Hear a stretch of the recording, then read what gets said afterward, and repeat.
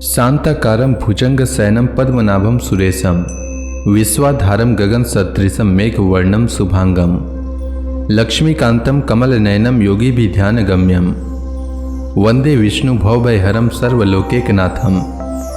मंगलम भगवान विष्णु मंगलम गरुड़ध्वज मंगलम पुंडरीकाक्ष मंगलाय तनोहरि। ओम नमो भगवते वासुदेवाय। आज का दिन आप सभी के लिए मंगलमय हो।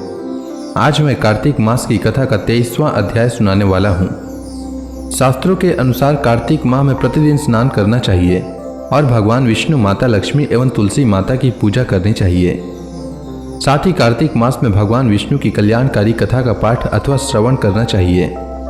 इससे जन्म जन्मांतर के पाप कर्मों का नाश होता है और घर में सुख समृद्धि का वास होता है। तो आइए श्रवण करते हैं कार्तिक मास की कथा का 23वां अध्याय। श्री पराशर जी आगे बोले, हे मैत्रेय, अपने यज्ञ के रुक जाने से इंद्र ने अत्यंत रोषपूर्वक संवर्तक नामक मेघों के दलों से इस प्रकार कहा, अरे मेघो, मेरा यह वचन सुनो और मैं जो कुछ कहूं उसे मेरी आज्ञा सुनते ही बिना कुछ सोचे विचारे तुरंत पूरा करो। देखो, अन्य गोपों के साथ दुर्बुद्धि नंदगोप ने कृष्ण की सहायता के बल से अंधा होकर मेरा यज्ञ भंग कर दिया है। अतः जो उनकी परम जीविका और उनके गोपत्व का कारण है, उन गौओं को तुम मेरी आज्ञा से वर्षा और वायु के द्वारा पीड़ित कर दो। मैं भी पर्वत शिखर के समान अत्यंत ऊंचे अपने एरावत हाथी पर चढ़कर वायु और जल छोड़ने के समय तुम्हारी सहायता करूंगा। श्री पराशर जी बोले, हे द्विज, इंद्र की ऐसी आज्ञा होने पर गौओं को नष्ट करने के लिए मेघों ने अति प्रचंड वायु और वर्षा छोड़ दी। हे मुने, उस समय एक क्षण में मेघों की छोड़ी हुई महान जलधाराओं से पृथ्वी, दिशाएं और आकाश एक रूप हो गए। मेघगण मानो विद्युत लता रूप दंडाघात से भयभीत होकर महान शब्द से दिशाओं को व्याप्त करते हुए मूसलाधार पानी बरसाने लगे। इस प्रकार मेघों के अहरनिश बरसने से संसार के अंधकार पूर्ण हो जाने पर ऊपर नीचे और सब ओर से समस्त लोक जलमय सा हो गया। वर्षा और वायु के वेग पूर्वक चलते रहने से गौओं के कटी, जंघा और ग्रीवा आदि सुन्न हो गए और कांपते कांपते अपने प्राण छोड़ने लगे। हे महामुने, कोई गौएं तो अपने बछड़ों को अपने नीचे छिपाए खड़ी रही और कोई जल के वेग से वत्सहीन हो गई। वायु से कांपते हुए दिन वदन बछड़े मानो व्याकुल होकर मंद स्वर से कृष्ण चंद्र से रक्षा करो ऐसा कहने लगे। हे मैत्रेय, उस समय गोपी और गोपगण के सहित संपूर्ण गोकुल को अत्यंत व्याकुल देखकर श्री हरि ने विचारा, यज्ञ भंग के कारण विरोध मानकर यह सब करतूत इंद्र ही कर रहा है, अतः अब मुझे संपूर्ण व्रज की रक्षा करनी चाहिए। अब मैं धैर्य पूर्वक बड़ी बड़ी शिलाओं से घनीभूत इस पर्वत को उखाड़कर इसे एक बड़े छत्र के समान व्रज के ऊपर धारण करूंगा। श्री पराशर जी बोले, श्री कृष्णचंद्र ने ऐसा विचार कर गोवर्धन पर्वत को उखाड़ लिया और उसे लीला से अपने एक हाथ पर उठा लिया।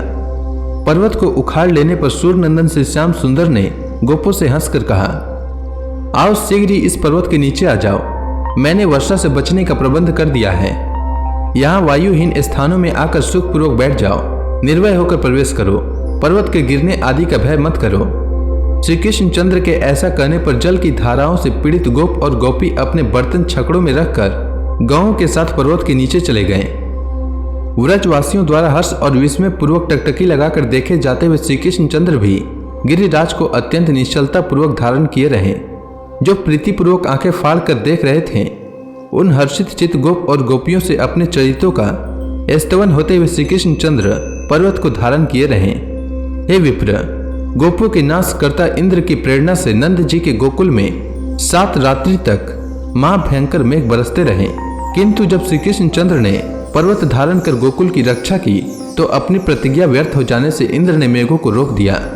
आकाश के मेघहीन हो जाने से इंद्र की प्रतिज्ञा भंग हो जाने पर समस्त गोकुलवासी वहां से निकलकर प्रसन्नता पूर्वक फिर अपने अपने स्थानों पर आ गए और कृष्णचंद्र भी उन व्रजवासियों के विस्मय पूर्वक देखते देखते गिरिराज गोवर्धन को अपने स्थान पर रख दिया।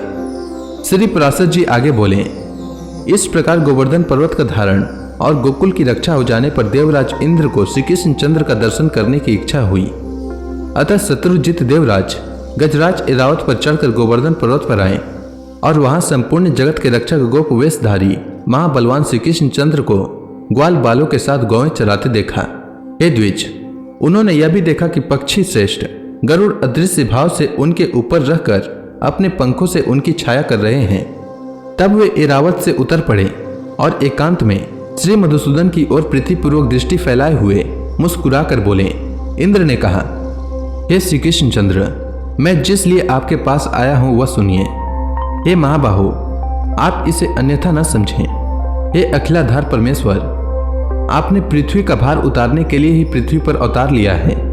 यज्ञ भंग से विरोध मानकर ही मैंने गोकुल को नष्ट करने के लिए मेघों को आज्ञा दी थी। उन्होंने यह संहार मचाया था, किंतु आपने पर्वत को उखाड़कर गौओं को बचा लिया। हे वीर, आपके इस अद्भुत कर्म से मैं अति प्रसन्न हूं।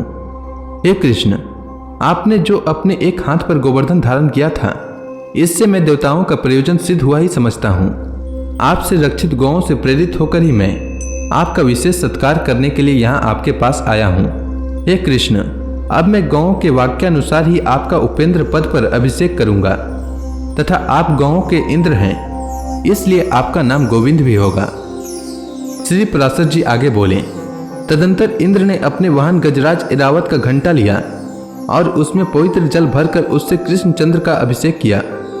श्री कृष्णचंद्र का अभिषेक होते समय गौओं ने तुरंत ही अपने स्तनों से टपकते हुए दुग्ध से पृथ्वी को भिगो दिया। इस प्रकार गौओं के कथनानुसार श्री जनार्दन को उपेंद्र पद पर अभिषिक्त कर सचीपति इंद्र ने पुनः प्रीति और विनय पूर्वक कहा, हे महाभाग, यह तो मैंने गौओं का वचन पूरा किया है। अब पृथ्वी के भार उतारने की इच्छा से मैं आपसे जो कुछ और निवेदन करता हूँ वह भी सुनिए। हे पृथ्वीधर, हे पुरुष सिंह, अर्जुन नामक मेरे अंश ने पृथ्वी पर अवतार लिया है। आप कृपा करके उसकी सर्वदा रक्षा करें। हे मधुसूदन, वह वीर पृथ्वी का भार उतारने में आपका साथ देगा, अतः आप उसकी अपने शरीर के समान ही रक्षा करें। श्री भगवान बोले, भरत वंश में पृथा के पुत्र अर्जुन ने तुम्हारे अंश से अवतार लिया है, यह मैं जानता हूँ। मैं जब तक पृथ्वी पर रहूंगा उसकी रक्षा करूंगा। हे शत्रुसूदन देवेंद्र, मैं जब तक मही तल पर रहूंगा तब तक अर्जुन को युद्ध में कोई भी नहीं जीत सकेगा। हे देवेंद्र, विशाल भुजाओं वाला कंस नामक दैत्य अरिष्टासुर, केसी, कुलियापीड़ और नरकासुर आदि अन्य ने दैत्यों का नाश होने पर यहाँ महाभारत युद्ध होगा। हे सहस्त्राक्ष, उसी समय पृथ्वी का भार उतरा हुआ समझना। अब तुम प्रसन्नता पूर्वक जाओ। अपने पुत्र अर्जुन के लिए तुम किसी प्रकार की चिंता मत करो। मेरे रहते हुए अर्जुन का कोई भी शत्रु सफल न हो पाएगा। श्री पराशर जी बोले। श्री कृष्णचंद्र के ऐसा कहने पर देवराज इंद्र उनका आलिंगन कर एरावत हाथी पर आरूढ़ हो स्वर्गलोक को चले गए। तदंतर कृष्णचंद्र भी गोपियों की दृष्टिपात से पवित्र हुए मार्ग द्वारा गोप कुमारों और गौओं के साथ व्रज को लौट आए। तो इसी के साथ कार्तिक मास की कथा का 23वां अध्याय पूर्ण हुआ। अब आगे की कथा मैं कल लेकर आऊंगा। तब तक के लिए भगवान हरि का नाम लेते रहें। तो प्रेम से बोली भगवान विष्णु की जय, माता लक्ष्मी की जय, तुलसी माता की जय, श्री कृष्णचंद्र की जय, समस्त देवी देवताओं की जय।